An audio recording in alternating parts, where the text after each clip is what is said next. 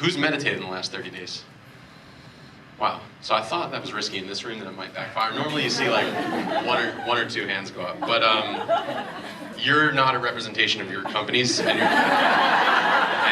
you're not a representation of the greater world. But it's pretty fascinating that we're very willing to spend a ton of time on our bodies, what we put in our bodies, how we condition our bodies. We like to talk about that on social media. It's a very popular thing across the board. Not that anyone in this room would do that, but maybe some people you follow do that. But we're not willing to spend a lot of time on ourselves. And again, not this room, because this room is well represented there, but at our companies and in the world, folks are not willing to spend that time on themselves. And in reality, you can actually spend a lot less time doing that for an outsized impact on what that will have on you. And it's not just at work, it's actually at home. And that's something we're trying to do at Headspace, is provide companies with access to our product that they can use in their lives, whether it's the content they use with their children or the content they use for themselves. And we're backing everything we do in science. So I'm going to tell two quick stories, one involving a set of crutches and one involving a bottle of hot sauce, and how we measured how crutches and hot sauce can actually create both compassion and decreased aggression in the workplace. So we had two cohorts, one that was about the size of the folks here, and another the size of the folks here. And we did a study with Northeastern University.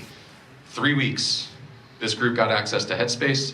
This group got access to some sort of a mental mind training software. And what we did was we put people in a room where every chair was filled in the room, and we hired an actor to come in the room in crutches. The folks that were using Headspace for 3 weeks, just 3 weeks of Headspace, were 23% more likely to give their seat up, showing that we could actually shift compassion in a 3-week period, which is pretty wild to think about. What if your teammates were more compassionate? What if they were more empathetic? What if they were more willing to help one another? Second study involving hot sauce. So this is a little bit longer story, so bear with me. Half the room, they use Headspace for 3 weeks. Half the room does not have access to Headspace. They have access to some mental training software. Everyone is told that they're going to have to give a speech on their hopes and dreams. So what are your hopes and dreams? What do you want to accomplish in life? So all the participants give this speech to a facilitator. The facilitator is told to tell them they're never going to accomplish their hopes and dreams, and to basically deflate them on the spot.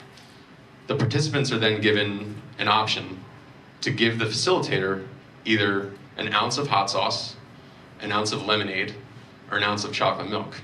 And they're then told, oh, by the way, the facilitator hates spicy food. What do you think happened? Those that used Headspace were 57% less likely to recommend the hot sauce. Really fascinating. Just 3 weeks, just a couple minutes a day over 3 weeks. Very, very fascinating. So 57% less likely to show aggressive behavior towards feedback. Who's gotten tough feedback in the workplace or given tough feedback in the workplace, whether it's in the moment or during that time of year? What if your teams were 57% less likely to act aggressive towards a teammate? How would the workplace be? So that's the work that we're trying to do at Headspace. We have over 300 customers right now. It's a lot of the usual suspects that you'd think were in Silicon Valley, Google, LinkedIn, Microsoft, customers like that. We also go well outside of the Valley, Unilever, General Electric, Bank of America, Wells Fargo, so we're spanning all these different industries. And the one thing I'd like to do, because I know that we're not all hands up in the room, is end just with a very quick breathe exercise that we can all do that I think will get us all in a better headspace. Thank you. Out through the mouth. As you breathe in, noticing how the body expands. As you breathe out, just watching the body soften as you gently close the eyes. And rather than the mind leading the breath, allow the breath to lead the mind. Notice the sensation of the breath. Notice it where you feel it in the body. If you need to, you can just gently place your hand on the stomach. And just following that rising and falling sensation. Nothing else to do.